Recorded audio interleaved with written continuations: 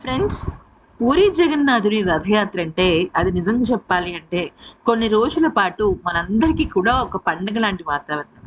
కేవలం పూరిలో మాత్రమే కాదు, ఒడిస్సా రాష్ట్రంలో మాత్రమే కాదు, ప్రతి చోట ఆ జగన్నాథుడి రథయాత్ర అద్భుతంగా జరుగుతుంది. ఆ జగన్నాథుడి రథయాత్ర కోసం ఎంతో మంది ఎక్కడెక్కడి నుంచో వెళ్ళి దర్శనం చేసుకుని ఆ స్వామివారి ఒక నిజ రూపాన్ని చూసి అబ్బా ఎంత తరించిపోతారంటే అంత తరించిపోతారు.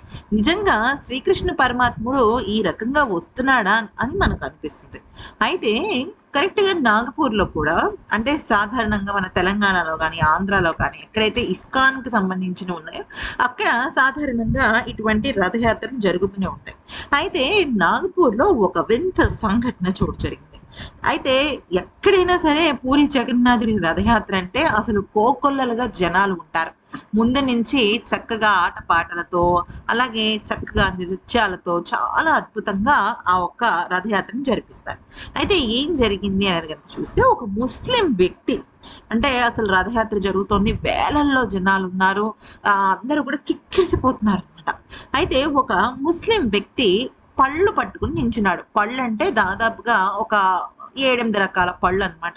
ఆ పళ్ళు పట్టుకుని అలా నించున్నాడు. అటు స్వామివారికేసి, ఇటు అక్కడున్న భక్తులకేసి అలా జాలిగా చూస్తున్నాడనమాట. కారణం ఏంటి అంటే, ఆ పళ్ళని ఎలాగైనా సరే స్వామివారికి ఇవ్వాలి.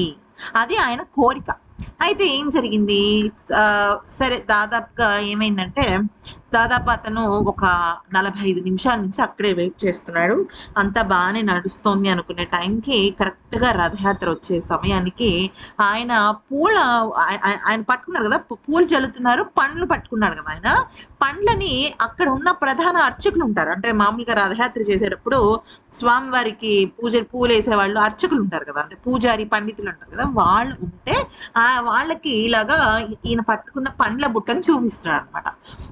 పండ్ల బుట్టను చూపించేసరికి ఒక్కసారిగా కొద్దిగా రథాన్ని నెమ్మదిగా, అంటే పోనిస్తూ ఉంటారు కాబట్టి ఒక్కసారిగా అర్చకులు ఇద్దరు లేచి ఆ ముందు రథాన్ని తీసుకువెళ్తున్న వాళ్ళకి ఒక విషయం చెప్పి ఎక్కండి అని. అంటే యాక్చువల్లీ ఎలాగ ఉంటుందంటే, ఆ రథయాత్ర అనేది ఎలా ఉంటుందంటే, ఒక మనిషి మామూలుగా ఎక్కి దిగేటట్టుగా ఉంటుందన్నమాట.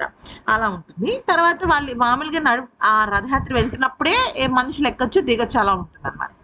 అయితే అలాగ వెయిట్ చేస్తున్నప్పుడు ఆ ప్రధాన అర్చకులు చూసి ఏమన్నారంటే, "రండి బాబు పైకి రండి" అని చెప్పాడు.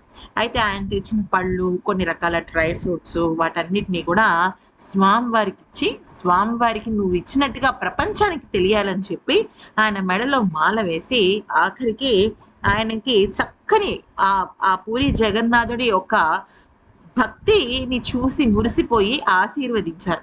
అక్కడున్న వాళ్ళందరూ ఒక్కసారిగా జై జగన్నాథ అంటూ అసలు చెవులలో నుంచి అమృతం కారినట్టుగా గట్టిగా అరిచారనమాట. ఎందుకనంటే, ఒక ముస్లిం వ్యక్తికి 45 నిమిషాల పాటు వెయిట్ చేసి పళ్ళు ఇవ్వాలి అన్న కోరిక ఎంత బలమైన సంకల్పమో, అసలు అటువంటి వ్యక్తి కోసము ఆ రకంగా ఆయన్ని పైకి పిలిచి చక్కగా ఆయన ఇచ్చిన పండ్లను స్వీకరించడం కూడా అంతే గొప్ప విషయం.